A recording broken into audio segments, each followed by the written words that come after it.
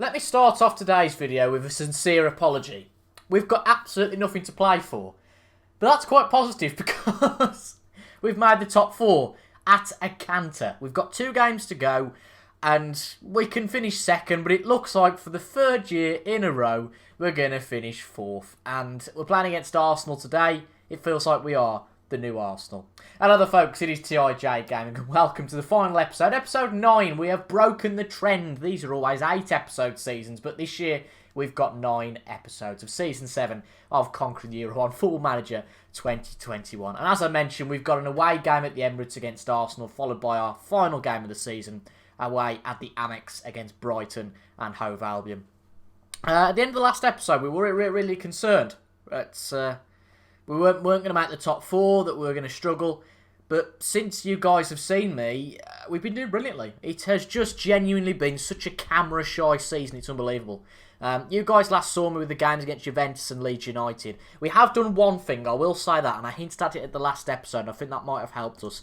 We put 5 past Reading. We were concerned that we weren't scoring goals. The most we'd scored was 2 against Juventus in the last episode. But we've pummeled Reading by 5 goals to 1. Robin van den Berg with 3, Owen with 1 and Solken with the other. We then hosted Blackburn. We won 2-1. That was a much closer affair though. They were leading at half-time. Almeida with a goal in the 50th minute. And Lorenzo, a very late winner. So that was very much similar to the games beforehand where we got late winners or late goals to get us points. We then played Villa. I think it was this season, if I remember right. Yes, we did. We played at Villa Park and lost. We were poor. And that just shows how far we've come since then. We put 4 past them. Again, Robin van den Berg scoring. Hamilton getting 2.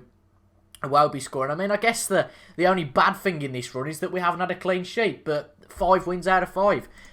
4 home games in a row. I think that's important. We beat Chelsea by 2 goals to 1. Robin van den Berg again with the goals. And we've just beat Man City 4-1.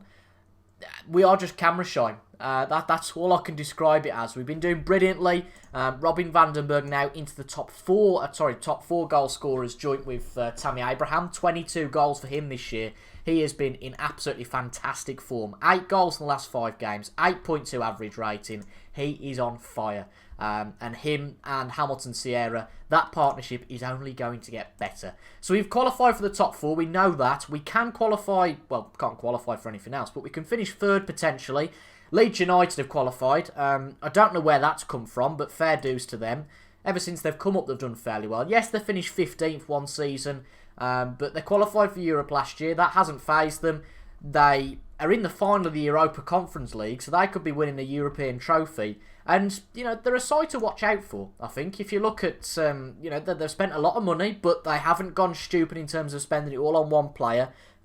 Without looking at this in detail, they've spent 160 odd million on 6 or 7 players. Again, very wise. They spend money, Leeds do. You can see that from here.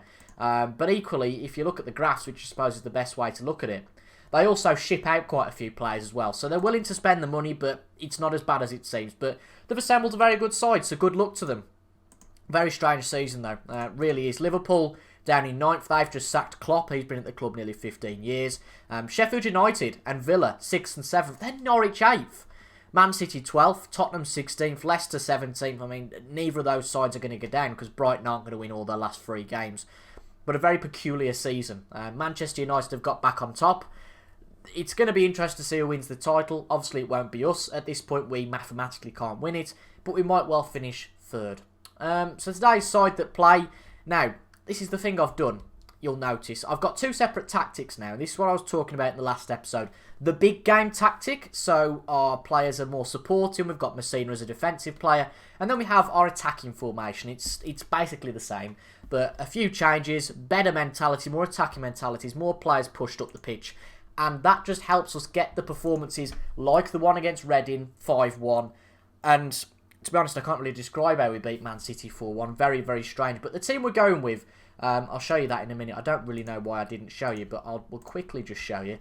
It's the normal back 4 you would expect, with Messina and Bate in midfield, Solken, Sierra and Satona in the attacking midfield, and then Robin van den Berg up front. I need to change that mentality to positive, because I do it every single game, and forget to do it before the kickoff. But I always do this towards the end of the year. I feel like we should do it more in the mid-season, and that's to stick with a side. I think the problem is, and what a good problem it has been for us, I suppose, this season, as well as all the other seasons, is that we're out of everything else, so we can focus directly on the Premier League. That means that we've got one game a week, on a Saturday, on a Sunday. The players get rested. Generally, we don't need to chop and change. The only reason we need to chop and change, of course, in these other parts of the season is because of Champions League, League Cup, FA Cup, other, and then injuries, of course, other commitments. So that's something to look at, I think, for next year. But we have got a lot of young players who are developing and can only get better. I've talked about this guy here who's on the ball, who very nearly gets another goal to add to his tally. 11 assists, I think, for him this year, and 11 goals. He has been on fire. Himself, Robin van den Berg. Lorenzo's been plagued by injury this year. He's someone I think will come into the squad and do something. I'm concerned about the two wingers, Solken and Satona. They don't score goals. They really don't score goals. They get good average ratings, but they don't score goals. Iwobi and Nelson scored goals, and that's our problem. Now, we have got Benito Owen, of course, on the left wing, who I think will become our first choice next season. Reece Nelson, isn't out of it yet, but if we do get an offer for him in the summer, we might look to sell him. But we might not do, because we have got Alex Iwobi leaving the club, of course, on a free transfer. He's a team leader. I don't really want to lose two really influential players over the summer, because the one criticism I have to say we could have of this side is that we're a little bit too inexperienced. You look at a lot of these players. Van den Berg, I think he's 22. Sierra, 18. Solken, early 20s. Godfrey's got some experience, but again, Almeida's a young player. A lot of young guns in this squad. It seems as having nothing to play for, that we've got a very tedious game here against Arsenal. I'd like to go and win it, because it'd be brilliant to have, 6 or 7 wins on the bounce come the end of the season. Personally, I can't see much problem with us going to beat Brighton. I'm going to push up a bit, though, here, because obviously we are having a lot of possession, but not doing a fat lot with it, and Arsenal are being a lot more economical and efficient with their possession, I suppose. Let's see, though. Vieira, sure not the Vieira. Cracking stuff from Ben Godfrey to dispossess. He's 31. I do worry a bit about replacing him, but he's still a very good player. There's no reason why he can't go on for another 2 or 3 years at this standard, I don't think. There is a slight curveball, which I'm not sure whether we could get it, but that's heartbreaking for Solken.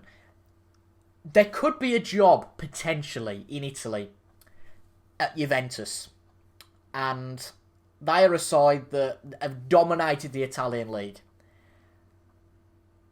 And I don't know whether... is it crafty? I don't know.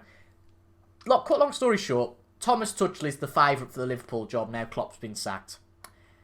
And if we could get that Juventus job, I think... it's not guaranteed, but I would say we will probably get a league title under our belt. As good as we are with Everton, we've had 3 full seasons. I'm more than willing to give it another one.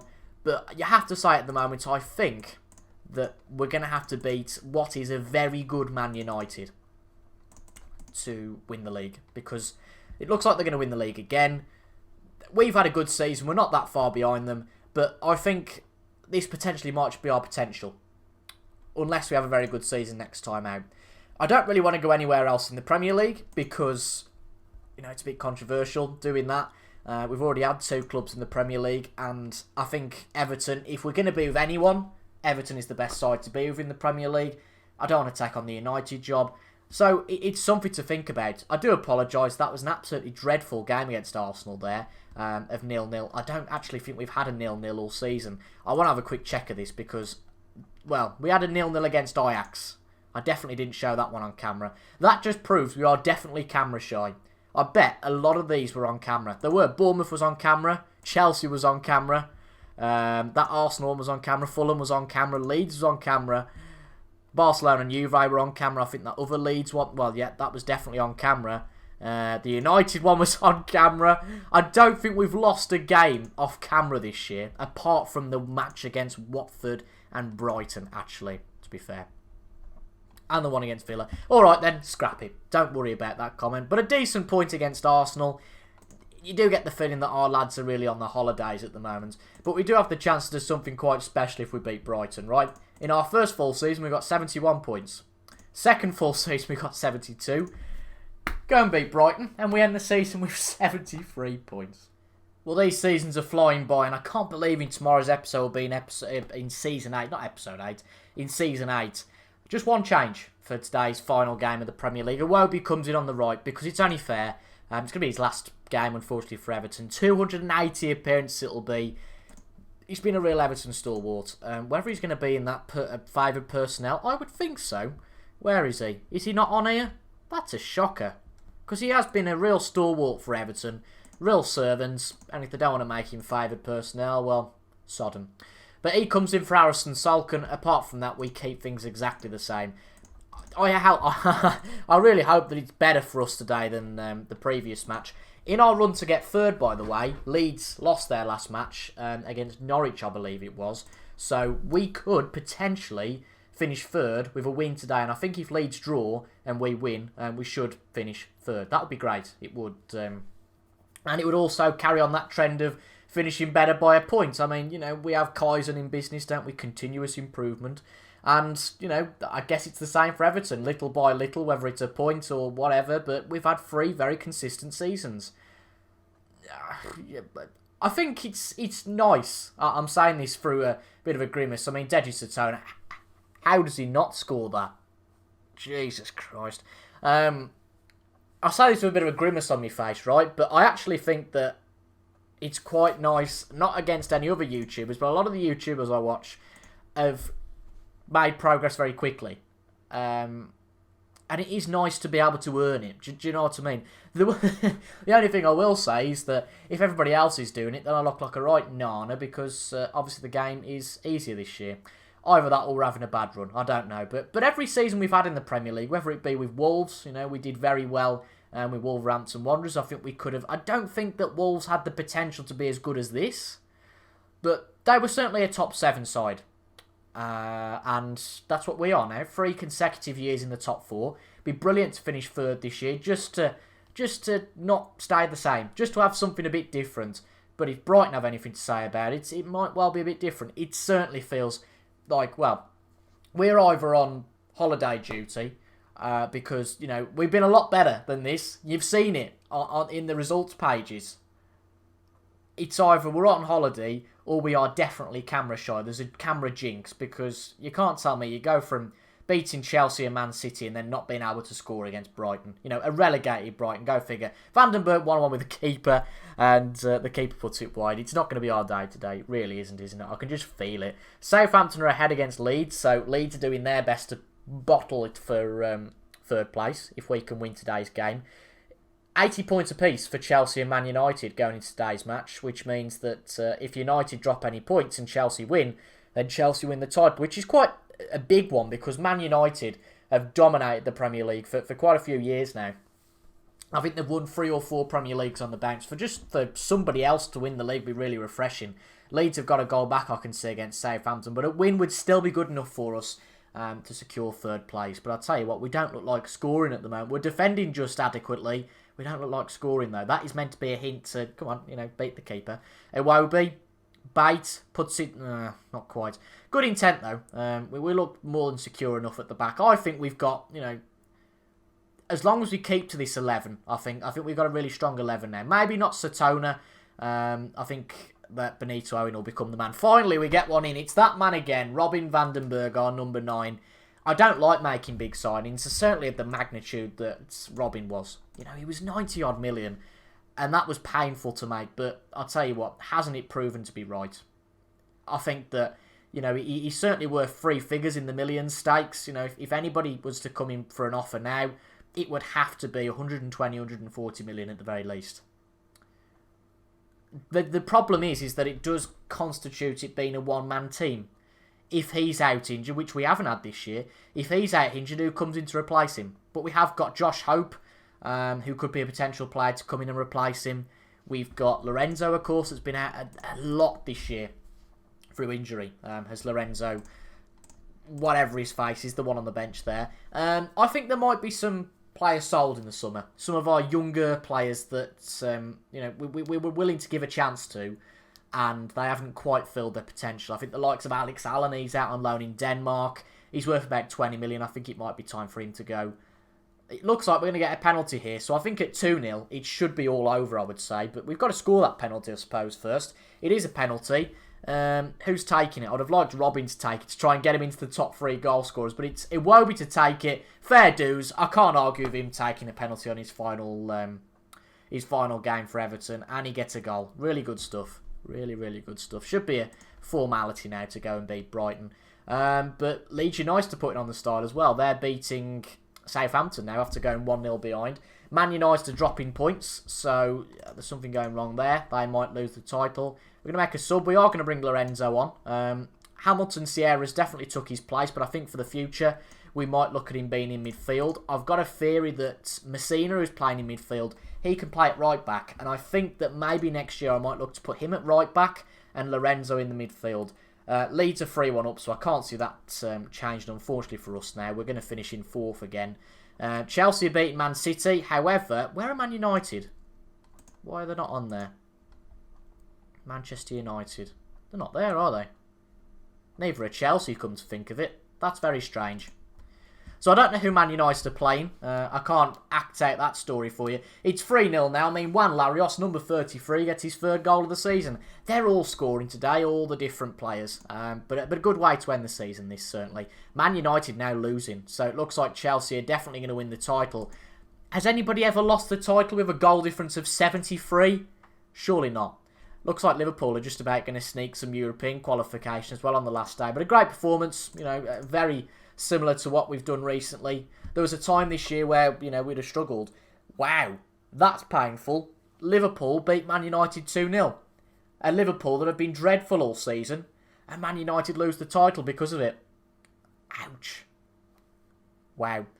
So we end up 4th, Leeds United 3rd, brilliant result for them, but another 4th place for us. Arsenal 5th, Sheffield United 6th, Liverpool just about get European football. The Villa drew with Arsenal.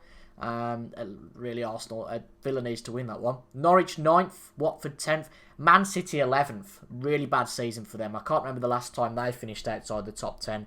Bournemouth 12th, Southampton 13th. Newly promoted Reading have stayed up. That's nice to see. They've had a good season, 47 points. 40 points the mark really to stay up, and they've outdone that and more. Tottenham 15th, shocking for them. Newcastle 16th, Leicester 17th. You wouldn't expect any of those 3 down there. Fulham and Blackburn have gone down, 2 newly promoted sides, and so have Brighton, of course, the club we've played today. And Brighton have become the new Norwich.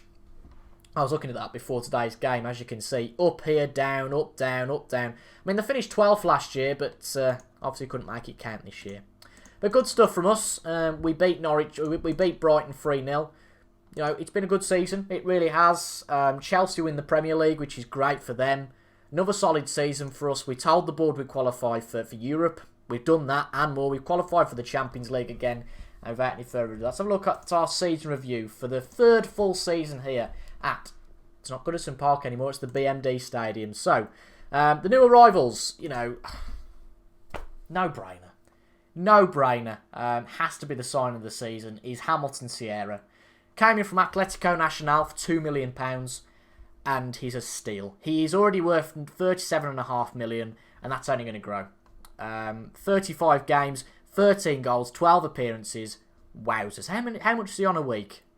23,000 a week. Wow. Michelangelo Messina, good player. He's come in and been consistent. We needed somebody who was a bit more defensive in January, and he's coming from Real Madrid, 23 years of age. You can see, nobody's older than 24 that we've brought in. The board content with that. Benito Owen again, maybe a bit on the pricey side, but a player with some potential looks good. Richard McRae, he hasn't played apart from sub appearance. I think that was probably in the cup, but maybe next year he might get a bit of a go. And then Dominic Meyer was another one we signed in January just to try and get some some depth to the side. As it says, there was some good business done. Key new signings, particularly Sierra and Michelangelo Messina as well towards the end of the season. Let's have a look then at some of these players that have left the club. So Isaac Price went on a free. I mean, Linfield, how are we supposed to tell? Cody, good sale. Viviani, again, good profit. Ishmael Gutierrez, £14 million, decent sale there. Marcus Edwards, I think that was a good sale because I can't see how he would have got in the side this year. I really don't. Darko Gyabi went, he was another player. Disappointed with Casco leaving the club. You can see he's definitely gone to Real Madrid as a backup because he hasn't played once. Loans out, a player I was talking about earlier, Alex Allen. He's done very well for Copenhagen, but I don't see how he's going to fit into the side, truthfully. He's worth nearly 20 million. I think we try and get that for him. Ryan Hill, I think another player that might have the potential. He looks a very good player, so I think it might be worth another season. But that's his first year out on loan. He's had a full season of Spanish football. He's done well. Errol McNulton has done decently. Some decent players sent out on loan. This kid excites me. Amir Hossein Rastami, 22 years of age. 2 stars at the moment. That's a shock, actually, because the summary beforehand was that he could be a potential 4-star player. But that has gone down quite a bit. He was a cheap signing from Borussia Dortmund, to be fair, so a profit player, if nothing else. Season's result, then, as I said, we were expected to qualify for the Europa Conference League. We had a good start to the season, as we have done every single year, but we lost quite a few games we shouldn't have done this year. Firstly, against Fulham, we drew against Blackburn, lost against Villa, we lost against Watford and Bournemouth. It's a funny one, isn't it? We were only 10 points off the title. And I think that if we'd have won a few of these games, we could have just got it. We could have just snuck in. But I don't like to... hindsight's a wonderful thing, isn't it? 4th in the end. Average home attendance, 91%. Excellent. Robin van den Berg scoring 23 goals. He's really had a shining campaign. Champions League, we did what we were expected to do, ultimately. We got to the first knockout round. We did well in our group. We only lost once to Barcelona, unbeaten in the rest of the group, which, was pretty good. But against Juventus, it was one step too far. FA Cup, disappointing again. Should have beat Brighton, really. Carabao Cup, again, disappointing, but ho-hum. Moments to remember then. The biggest win was the 5-1. 2-0 against Liverpool, definitely. We just swept them aside. And goal of the season was Sierra. I can't really think I remember that one. The finances, your success definitely helped the finances. Again, we didn't really spend much money, so no much problem there. Sponsorship was up slightly, revenue slightly down. Corporate and hospitality up a lot, by about 5 million. I wonder whether that's the new stadium, not sure. Competition prize money down slightly. Matchday commercial up £700,000. Merchandise sales 6.5 million. Vandenberg now surprised the big player in terms of shirt sales. A lot of those, the attacking players, really shows how good we are from an attacking standpoint. Yeah, I can't disagree with that one too much. The back line didn't change too much. I think Sakari would now be out of that for Michelangelo, but of course, he only played in the second half of the year. Reece Nelson, yep. Sierra, yep. Satona and Vandenberg. I mean, I can't believe Vandenberg's only got a 7.17 as an average rating for 30 goals. Bloody hell. Wow. The accolades. Manager of the month for April. Woo! Fans player of the season. Amazingly, all of these here, it was tight between the two, wasn't it? But Hamilton Sierra, it was his first full season, I suppose. That's what makes it really special that he's done so well. Sierra winning fans player, young player signing, goal of the season. Top goal scorer was Robin van den Berg with 23 in the league. 5 player of the match awards. Highest average rating was Hamilton. Most assists, Deji Satona, which is interesting because he had quite a while out with injury. Worst discipline though, Livramento. Again, I might look to put Michelangelo there potentially for next year. 36.28 million for getting into the Champions League. All hunky-dory there. And I think that is pretty much the end of the season. Top half of the Premier League again, fine. That they don't seem to want us to do anymore, but we're doing it every year. We can't really complain at that. We just need to get to that next level, and it's finding out how we do that. As I alluded to, it was more sarcasm than anything, but you never know. This could be our last season in charge of Everton. You might see us next time. We might have gone somewhere else, but I doubt it. Yeah, I think we might need to make 1 or 2 signings. Don't expect anything massive, because we've got a good side here. Another central defender. Solid central defender, if one comes up, wouldn't be a bad shout. And I think we need to sort out the goalkeeping position. We've got Pickford, he's a great keeper. But if he gets injured now with Casco leaving the club, we've got absolutely no one. So we need to consider that coming into the close season. But I hope you guys have enjoyed yet another season of Football Manager. I really have. It's been a great season. I actually think, funnily enough, it's been our weakest season. even though it's been our strongest, if that makes any sense. I feel like there was 4 or 5 games we should have got points in that we didn't. And if we had done, we would have been challenging, knocking on the door of winning the title, which shows that if we can be a bit more consistent next season, hopefully we can do it then. But if you enjoyed this episode and the season as a whole, leave a like down below, comment your thoughts as well, and subscribe for regular Football Manager content. And I'll be back tomorrow on Sunday for the beginning of Season 8. Exciting, eh? Thank you for watching, and I'll see you guys later. Goodbye for now.